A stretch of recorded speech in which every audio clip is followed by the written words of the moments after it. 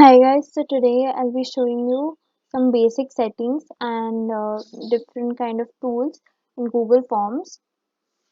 First we'll open a Google form. Now first we're gonna see the settings that are here.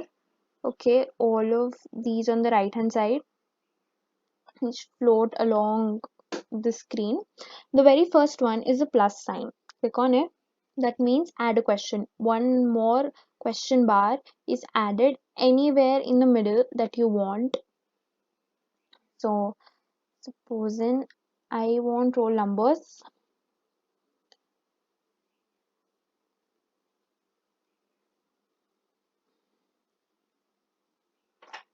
Okay, now I've added my question.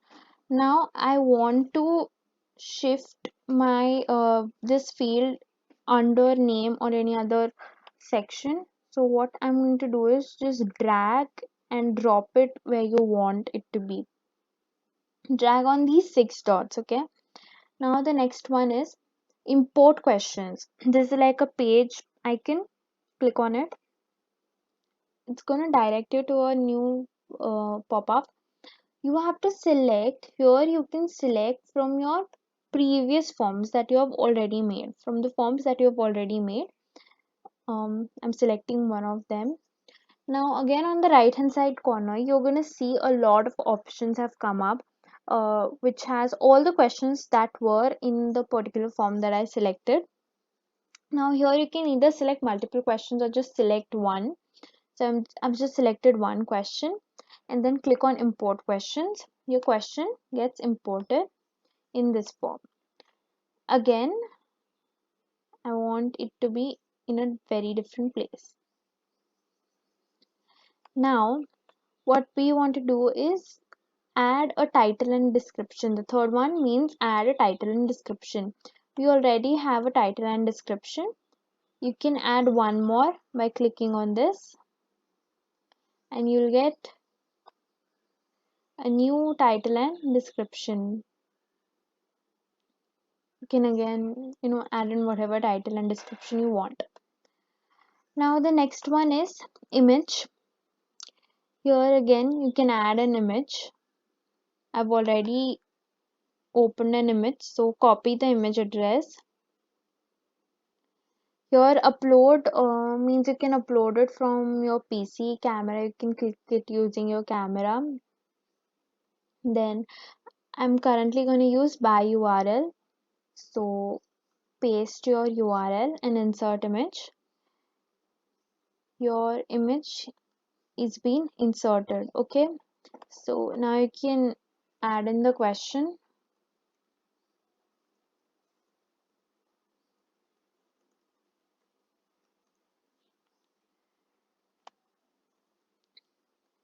Now the next is this video icon. Click on it. This is where you can add videos to your forms. Supposing I want to go by URL or video search. Right now let's go by URL. Video search is just the way you normally search on YouTube. You have to do it that way. Now URL, I've already opened a particular video. Now copy the URL and paste it. Now you can see this video. Now select. This will get inserted in a new field. Okay.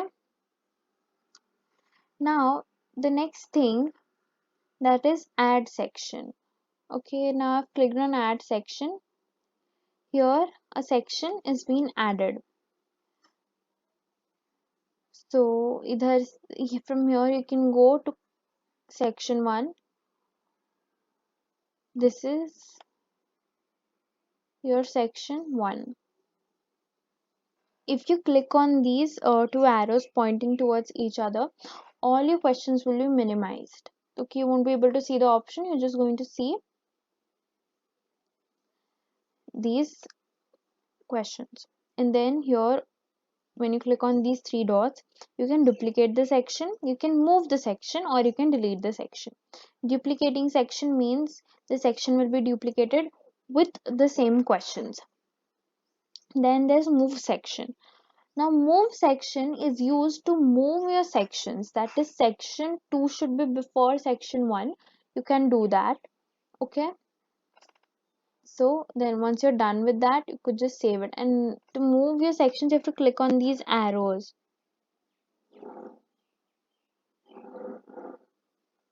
Then click on save. Your sections get interchanged or shuffled the way you want it to be. Now we're going to see some other settings. That is, you can see this one gear icon right next to send a button. Click on that. Now here are general settings. If you tick on collect email address, you're gonna collect the email IDs from your students. If you untick this, you will not be able to collect any email IDs. So I'm gonna take it and response receipts. If this is something, if respondent requests it, that is, what if like once you're done, once they're done submitting their form, if you have checked if respondent requests it, they will get an option of do you want a form copy.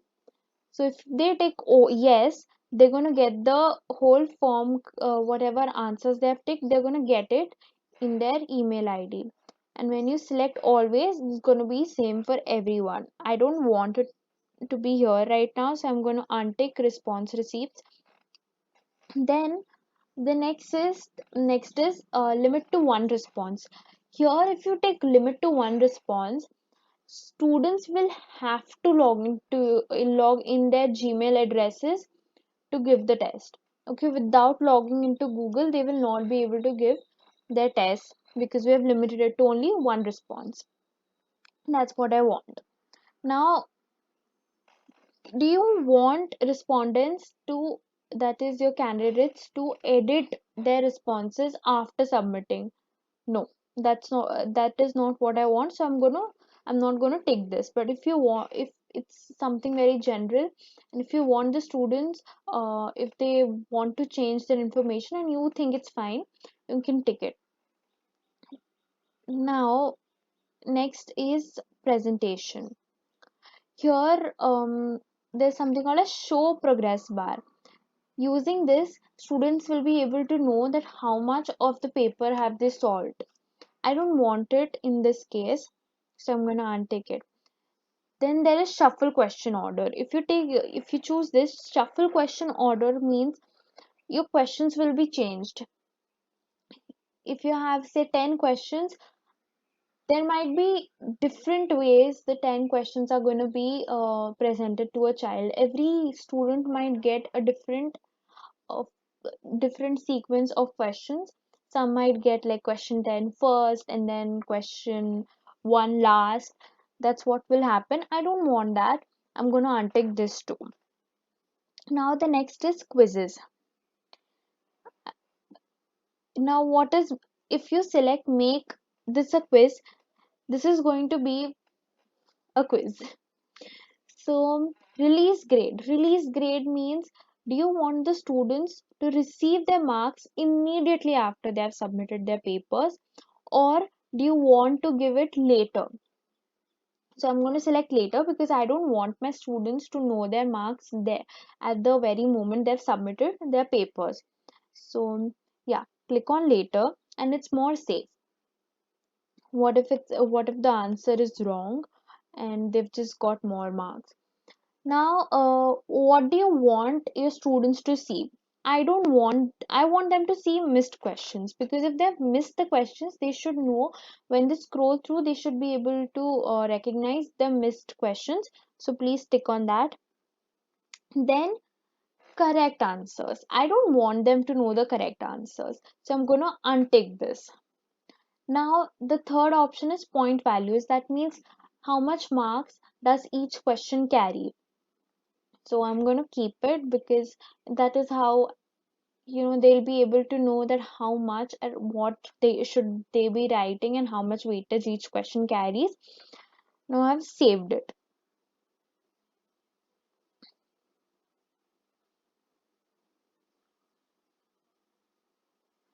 Okay. Okay, there was a glitch, I guess. Okay, let me just get all of them done quickly. Okay, save it. Now you see this? My students, they have to submit an email address and they will be able to see the point values and everything. Now, what if I don't want them uh, to give me their email address? What if I don't want it? Open settings again and untick collect email addresses. Okay, it's that simple. When you start a quiz, it will automatically start collecting email addresses. So you will have to go back in general and untick collect email addresses if you don't want to. Then save this. Yeah, so that's it. I hope you like this video. Please make sure to like, share, and subscribe to my channel. Goodbye.